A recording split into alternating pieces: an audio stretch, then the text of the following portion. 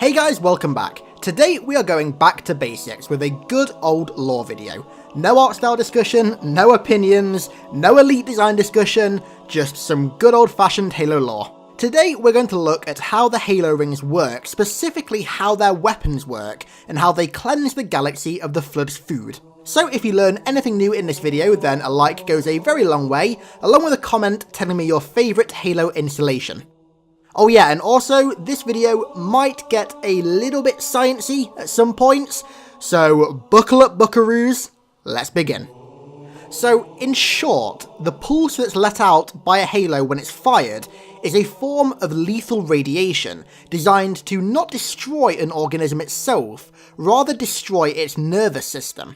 Each Halo ring's pulse has an effective range of 25,000 light years, which is equal to about 236 quadrillion kilometers, aka a long fucking distance. When fired, the ring siphons vacuum energy from the surrounding space-time, using essentially all of it up. The pulse is then amplified by the phase pulse generators located near the control room, and channeled towards the centre of the Halo, where a concentration of energy collects and when fully charged, sends out a pulse in all directions. The pulse then travels at faster than light speeds, constantly picking up velocity before reaching a near infinite velocity. This effect has the potential to seriously fuck with space-time, and can cause causal paradoxes, which is where the pre-echoes of a Halo ring being fired are heard before it's actually activated. Pretty trippy stuff. When the entire array is activated simultaneously on the arc, each installation activates the next as their radiation fields intersect with each other, which in turn amplifies the power of each individual Halo. This enables the array to reach all corners of the Milky Way galaxy and cleanse the entire thing of sentient life. The only way to avoid such a blast is either to get out of the Milky Way, so out of the Halo ring's effective range, or to hide within a Forerunner shield world, which were specifically designed to act as bomb shelters for Halo rings. Now, what we saw at the end of Halo 2 may have confused you, like it actually did with me for quite a while. Installation 05 was deactivated before it could fire.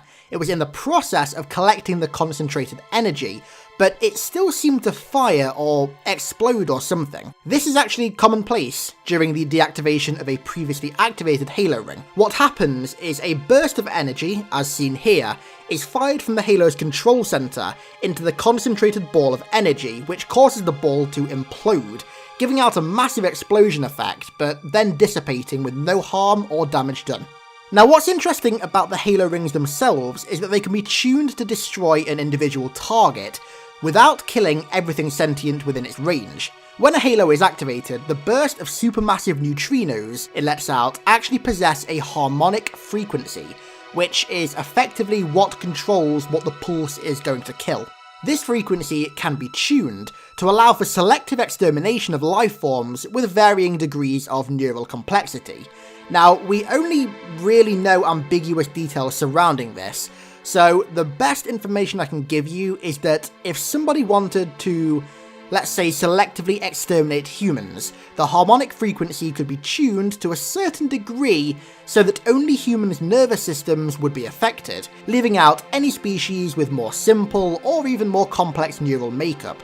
However, any species that doesn't possess a nervous system, such as plants, algae or moss, stuff like that, aren't affected, like, at all, because there's nothing inside them for the Halo to affect. It's also worth noting, especially given the current story arc, that AIs are completely unaffected by a Halo ring.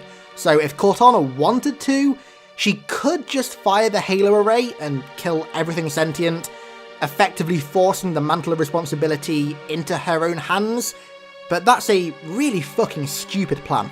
So, what the hell happens once the array is fired? Does all sentient life just get disintegrated or just cease to exist? Well, actually, no. The reality is far creepier. Considering that only the nervous system of an organism is destroyed, the body itself remains intact, so if the array were to fire, the galaxy would just be littered with dead bodies. However, the Halo ring will have fulfilled its objective of destroying the Flood's food. Seeing as none of these bodies have nervous systems anymore, they can't be infected by Flood infection forms, which therefore halts the Flood spread. So let's say that a Halo fires, the Flood are defeated, and all that's left are a metric shit ton of dead bodies. What now? Well, typically these bodies would decay, which would absolutely decimate the galaxy ecologically and cause the mass destruction of environments. However, when the Forerunners created the array, they planned ahead for this and developed a solute, which they then sprayed onto planets, which would cause any organism killed by the array to instantly decay into its component molecules. This explains why there's little to no trace of the entire Forerunner Empire killed by the firing of the original array at the end of the Forerunner-Flood war. This explains why humanity never found any bodies or even any trace of their existence, at least until now. And that's it. That's how the Halos kill stuff.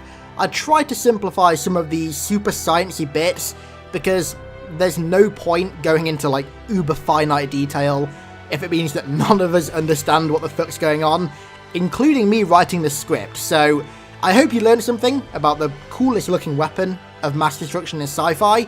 If you did, don't forget to leave a like and all that good shit, and join me next time when we have a little sit down chat about the anniversary of the video game form of near perfection, Halo 3. I probably just collectively triggered a whole lot of people talking about Halo 3 anniversary. So on that note, thanks a lot for watching guys, and I'll catch you next time.